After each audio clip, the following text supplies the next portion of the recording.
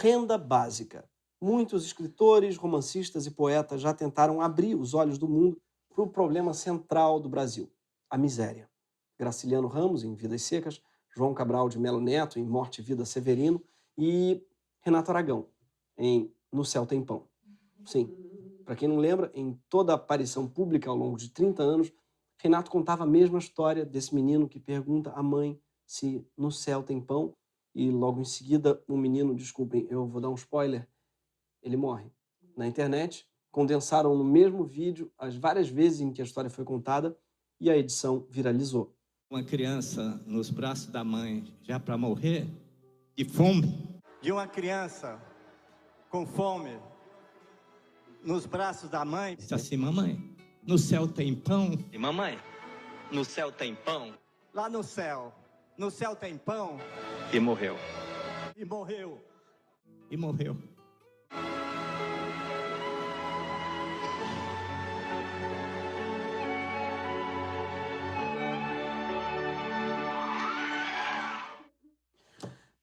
Renato tinha que fazer igual a Xuxa, que ao invés de ficar perguntando se no céu tem pão, perguntava logo quem quer pão, quem quer pão, quem quer pão. Mas Renato fez o que pôde. Esses vídeos aconteciam durante ações beneficentes, como Criança Esperança, que de fato ajudaram muita gente, mesmo que por pouco tempo, a ter pão, na terra mesmo. Mas nem todo mundo concorda que a falta de pão é o que causa a pobreza. Tem gente que acha que a culpa da miséria é da falta de motivação. Sim, um dos títulos de vídeo mais comuns no YouTube é Como Ficar Rico, com todas as variações possíveis. Como ficar rico sem sair de casa, como ficar rico ganhando pouco, como ficar rico lendo a Bíblia, os segredos Illuminati para ficar rico e o mais assistido de todos, como ficar bilionário partindo do zero no GTA V. Para quem ficou curioso, consiste em assaltar uma loja de conveniência. E é o único método desse aí que realmente parece funcionar. Sim, porque ninguém nunca ficou rico assistindo vídeos sobre como ficar rico.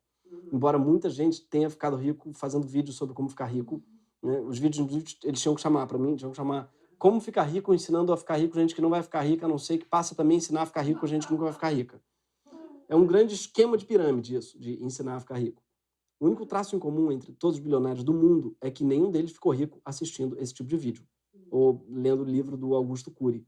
Você nunca vai ver uma entrevista do Elon Musk falando eu morava na rua, né, até o dia em que eu descobri o canal, chama Primo Rico no YouTube. Aí eu maratonei. Aí agora tô assim, né, indo pra Marte. É um pouco como aquele livro, 1001 livros para se ler antes de morrer. Eu abri esse livro e esse livro não está na lista dos 1001 livros. Então é perda de tempo, né? Porque tem 1001 livros para ler antes de morrer. Você vai perder tempo com um livro que não está nessa lista? Então, a não ser que você já tenha lido todos os 1001, né, mas aí também não faz sentido você ficar lendo um livro que é resumo de todos os livros que você já leu. Enfim, se tem uma coisa que todo youtuber financeiro concorda, é que o essencial para ficar rico é ter um tubarão no seu tanque. E todos eles contam essa história.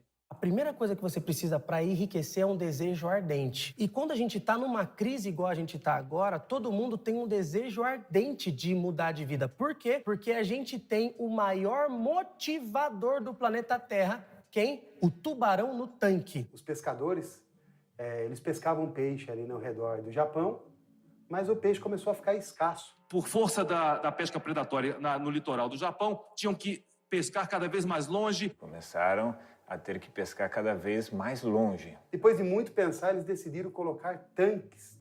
Cria um tanque e bota o peixe. Vamos colocar um tanque dentro do barco. Colocamos o peixe vivo dentro do tanque, 2 dias depois ele está vivo, não tem problema, chegar lá o peixe está fresco. Não. Os peixes que eles traziam já não chegavam mais tão frescos. Ele ficava ali paradinho no tanque. Eles liberavam uma enzima e essa enzima acabava estragando a carne deles, alterando o sabor deles. Qual foi a solução? A gente vai colocar um tubarão. Vamos colocar pequenos tubarões dentro dos tanques. Vamos colocar um tubarão nesse tanque. para manter os peixes vivos e tentando sobreviver. Porque aí os peixes vão fugir do tubarão e não vão ter tempo de pensar que vão morrer. Ou seja, você é um peixinho que tem um tubarão gigante correndo atrás de você. Ou você corre como você nunca correu, ou você vai ser engolido por esse tubarão. E morreu, né? O tubarão no tanque é o no céu tem pão do empreendedorismo. O que todos os youtubers eles parecem achar é que a grande fonte de motivação e inovação numa economia é a necessidade. O tubarão no tanque seria aquele medo de passar fome, de não ter pão para os filhos, né? Só que inúmeras pesquisas já mostraram que isso é mentira, que o medo de falhar é justamente o maior inimigo da inovação e do empreendedorismo. E esse medo é muito maior quando qualquer falha pode levar à geladeira vazia. Na própria história do Renato, depois de perguntar no céu tem pão, o menino morre de fome. Ele não abre uma startup. Não abre, eu tive uma ideia, a Sky Bakery. As ideias mais inovadoras costumam nascer em situações em que a pessoa estava longe de ter um tubarão no tanque. Arquimedes descobriu seu famoso princípio relaxando numa banheira, que não tinha nenhum tubarão dentro. Aliás, eu não conheço ninguém ter conseguido ter uma puta ideia numa situação de merda. Se isso fizesse sentido, a vacina para o coronavírus viria de um integrante do Largados e Pelados. Várias pesquisas já mostraram que uma das melhores formas de promover o empreendedorismo é diminuir os riscos envolvidos. Por exemplo, uma reforma no sistema de seguro-desemprego francês permitiu que os trabalhadores desempregados que iniciassem um novo negócio mantivessem o direito a seus benefícios. E a medida levou a um aumento de 25% no índice de criação de novas empresas. Trabalhadores que antes estavam hesitantes em criar um negócio criaram coragem ao saber que tinham uma proteção contra riscos. Faz sentido. Pergunta para o trapezista se a rede, lá embaixo, não aumenta a vontade dele de trabalhar. Para que as pessoas trabalhem mais, se arrisquem mais, empreendam mais, elas precisam saber que elas vão ter pão, não importa o que aconteça. É o oposto de ter um tubarão no tanque. É ter uma boia de salvação no tanque. Mas pelo menos um dos coaches financeiros que a gente viu parece saber que a falta absoluta de grana não é exatamente boa para o empreendedorismo. Tanto que ele ensina a ficar rico usando recursos de uma política criada pelo Congresso justamente para evitar que as pessoas passassem necessidade. O auxílio emergencial de R$600, que está sendo pago a cerca de 100 milhões de brasileiros pobres durante a pandemia. Nesse vídeo eu vou te falar o plano para você conseguir enriquecer usando o auxílio emergencial. O auxílio emergencial, ele é de R$600 por mês durante 3 meses. E eu vou te falar por que eu acredito que você vai conseguir, porque eu consegui enriquecer usando muito menos que isso. Ficar rico usando só o auxílio emergencial é o que os coaches financeiros chamam de pensar fora da caixa depois da fila da caixa. Sai da caixa você também. Mas ficar rico nem é a maior preocupação de milhões de brasileiros agora. É não passar fome mesmo. A ONU estimou que esse ano até 130 milhões de pessoas podem ficar sem ter o que comer. E a tragédia vai ser ainda maior nos países com alto nível de informalidade no mercado de trabalho. Países tipo o nosso, o Brasil. Aqui, a taxa de desemprego já disparou e hoje o país tem quase 13 milhões de pessoas sem emprego. Só entre março e abril, mais de 1,5 milhão de pessoas foram demitidas, o que significa um aumento de 31% em comparação a 2019. E quase a totalidade dos cortes foram os postos de trabalho informais que há muito tempo vêm servindo como colchão para a população mais pobre. As últimas pesquisas do IBGE apontaram que quem está perdendo emprego é a população pobre mesmo, enquanto os ricos estão mantendo seus trabalhos. O pai do Neymar, por exemplo, continua empregado, como pai do Neymar mesmo. O Neymar não despediu ele.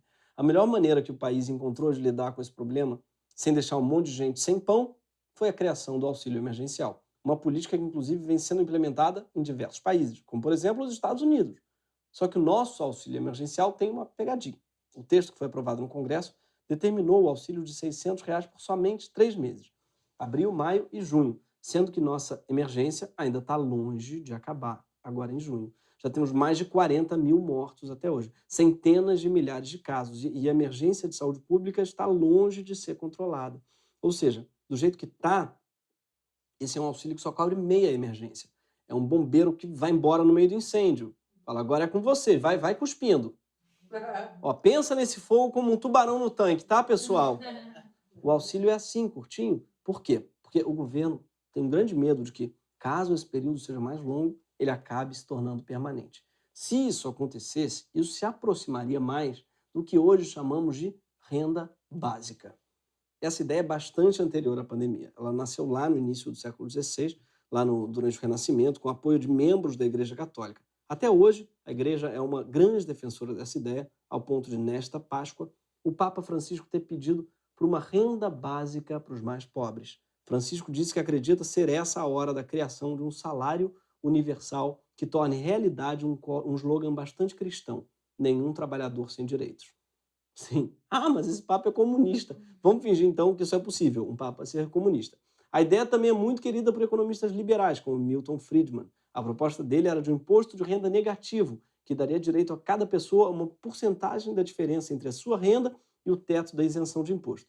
Sim, imposto negativo. Olha só que beleza. Semana que vem vai bater o imposto de renda, gente. Sextou, já pensou que maravilha? O governo, se não te pagar, é ele que cai na malha fina. Olha que delícia. Já que no Brasil a renda básica tem entre seus principais apoiadores o ex-senador Eduardo Suplicy, que defende essa ideia desde o início dos anos 90. Ou seja, a renda básica é realmente universal. Ela agrada do Papa ao papito. Que a renda básica de cidadania, da renda básica de cidadania, da renda básica de cidadania, a renda básica de cidadania, uma renda básica de cidadania e a renda básica de cidadania. A renda básica é o no céu tem pão do Suplicy. A renda básica universal também já foi implementada na prática e com enorme sucesso no Alasca, por exemplo, aquele estado americano que a gente conhece de jogar war. A renda básica lá existe desde os anos 60. Toda a população, independente de origem, religião, cor e idade, recebe cerca de $2.000 por ano. E o estado, que já foi um dos mais desiguais dos Estados Unidos, hoje é o segundo menos desigual do país. São 2 salmões para cada urso, mais ou menos, assim que eles fazem. A proposta já foi aplicada também com sucesso por um período de 2 anos na Finlândia. E por lá, a renda básica foi responsável por um aumento significativo do bem-estar dos beneficiários. Tanto lá quanto no Alasca, os pesquisadores puderam notar uma melhora na felicidade, na saúde, na educação e na confiança das instituições, além de reduzir o crime. Uma maravilha, não é? Mas melhora.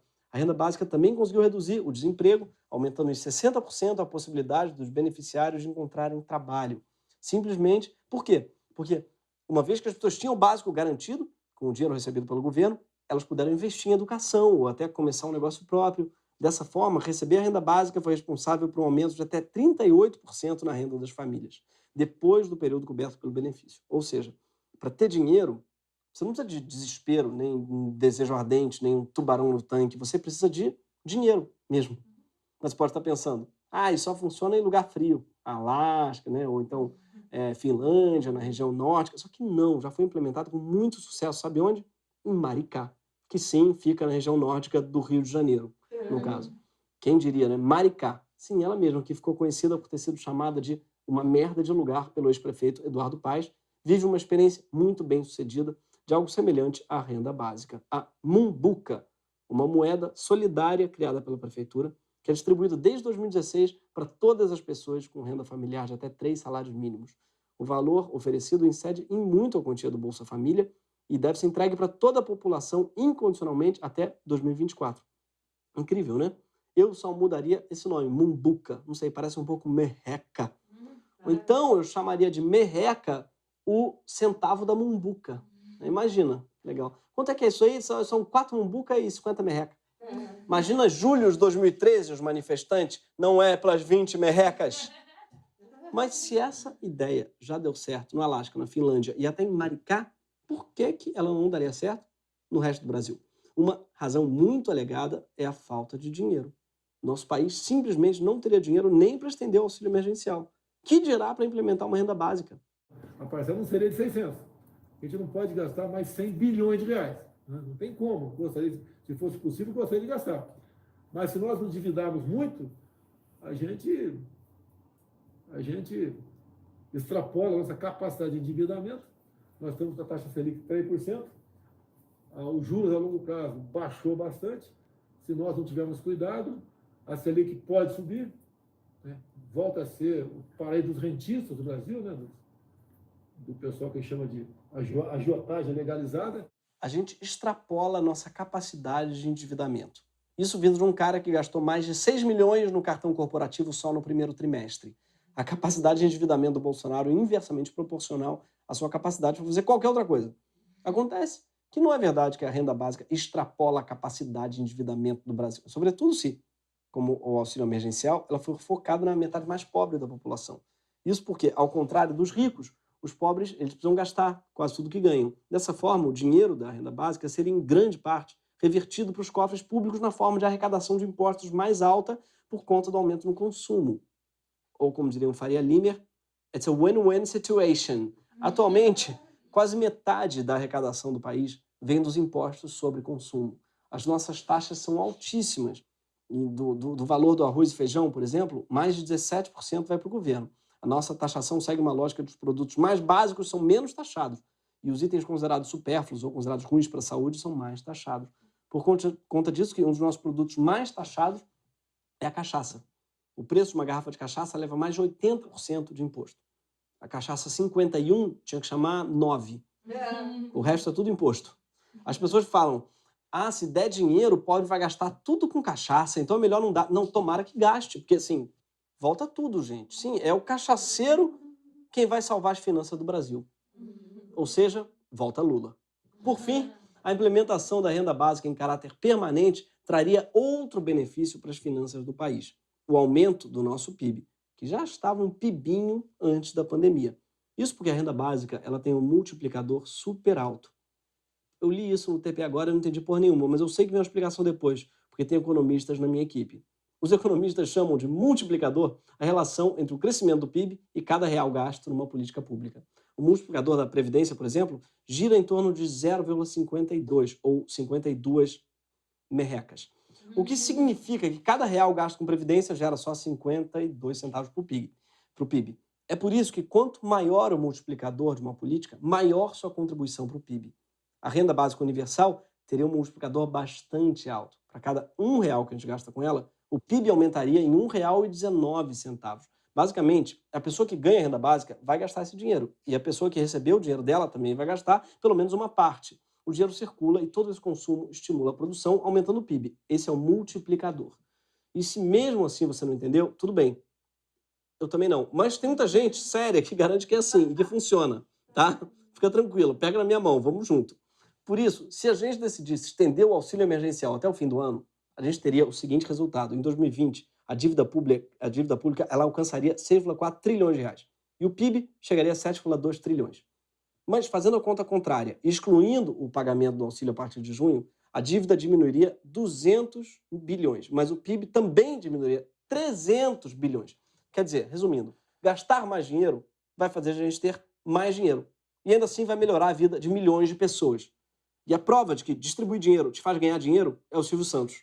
Toda uma carreira baseada nisso. A vida dele é isso. É distribuir dinheiro e ganhar mais dinheiro. Quanto mais distribui, mais ganha. Mas esse não é o único argumento fiscal a favor da renda básica. Ela também pode vir a substituir todos os programas que existem. O Bolsa Família, o Salário Família, o BPC. Cada um tem seu valor, nenhum acima de R$100 por pessoa. E cada um tem a sua burocracia. Uma renda básica permanente poderia pegar isso tudo e unificar os auxílios sob um único guarda-chuva, criando um sistema muito mais eficiente e menos caro para o Estado. Além disso, esses programas todos somados, eles custam hoje por volta de 250 bilhões de reais, o que já cobriria um pedaço do gasto com renda básica. 250 bilhões, aliás, que é um valor bem menor do que os 331 bilhões de reais que o governo deixa de arrecadar todo ano com renúncias fiscais para empresas privadas, principalmente no Sudeste. Agora, na pandemia, o governo já anunciou que pretende contrariar até a sua agenda liberal e socorrer, adivinhem, as empresas. Na verdade, não está contrariando a agenda liberal nenhuma, né? Que a gente sabe, liberal gosta de socorrer a empresa. Principalmente as grandes empresas. Foi o Guedes mesmo quem disse, naquela reunião ministerial, que o governo ia ganhar dinheiro salvando as empresas maiores e perder dinheiro salvando as pequenininhas. Aquela reunião ministerial acabou com todas as teorias de conspiração da esquerda, né? Provando que elas são verdade. Assim, cada um foi um clichê de si mesmo. Damares Furtada, Salles Maquiavélico, Weintraub Dodói, o Guedes sendo o Cacontibes, lá falando de pobre. Eles vão guardar todos os cajuzinhos dentro da bolsa. Era basicamente isso que ele fez. Então, assim, você vê que eles, no privado, são exatamente aquilo que a gente espera. Um pouquinho piores, na verdade. Logo nas primeiras semanas da crise, o Ministério da Economia aliviou a tributação sobre os lucros dos bancos, reduzindo o imposto de 20% para 15%, perdendo por baixo os 4 bilhões de reais em arrecadação, considerando apenas os nossos 4 maiores bancos. Paulo Guedes também planeja que o governo entre como sócio das companhias aéreas para socorrer as empresas do setor. Tudo isso, vamos combinar, é praticamente uma renda básica para rico. Ele ainda ventilou que pretende apresentar um programa no próximo mês de desoneração dos encargos trabalhistas para facilitar a vida das empresas. E para os empresários tudo ou nada! Tudo! Então como é que é?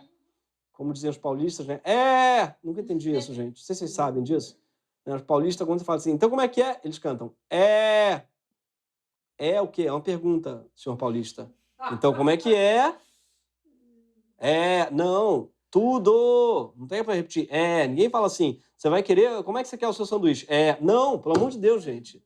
Civilização, não é? E vamos dizer assim, sim, mas vocês cantam Big. Não precisa trazer o Big. Qualquer coisa você trazer o Big. Deixa a gente com o nosso Big, cara. Não precisa jogar o tempo todo esse Big na nossa cara, pelo amor de Deus. Enquanto eles faziam todos os desagrados para as grandes empresas, Paulo Guedes e sua equipe dificultaram ao máximo a negociação e a efetivação do auxílio emergencial. Primeiro, o ministro disse que qualquer auxílio não poderia passar de R$ 205 por mês por família. Depois, sua equipe demorou semanas para implementar o auxílio já aprovado e ainda criou burocracias absurdas que dificultaram o acesso ao dinheiro. Um caso chamou a atenção, o da capixaba Adeiula Dias, que teve seu pedido de auxílio recusado por constar com o presidente da República na sua carteira de trabalho digital. O que pode ser verdade. Porque o fato do Bolsonaro ser presidente é claramente um engano.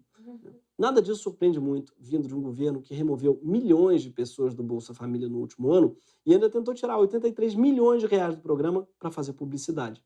Agora, Bolsonaro deixou claro que se o Congresso conseguir aprovar uma extensão do auxílio pelo valor atual, ele vai vetar a decisão. E se você não consegue entender essa teima em negar a eficácia de uma política que traz tantos benefícios e ainda sai barata para o governo, essa citação recente do Paulo Guedes, ela pode te dar uma pista. Se falarmos que vai ter mais 3 meses, mais 3 meses, mais 3 meses, aí ninguém trabalha, ninguém sai de casa. E o isolamento vai ser de 8 anos, que a vida tá boa, tá tudo tranquilo. E aí vamos morrer de fome do outro lado. É o meu pavor, a prateleira vazia. O conceito de está tudo tranquilo para o Paulo Guedes é bem peculiar. Imaginem só, um ministro da Economia que acha tranquilo uma família viver com R$600. Ainda mais durante a pandemia e uma crise econômica. Mas, no fundo, não é isso que ele está dizendo. Ao que parece, o Paulo Guedes está preocupado em manter outro tipo de tranquilidade.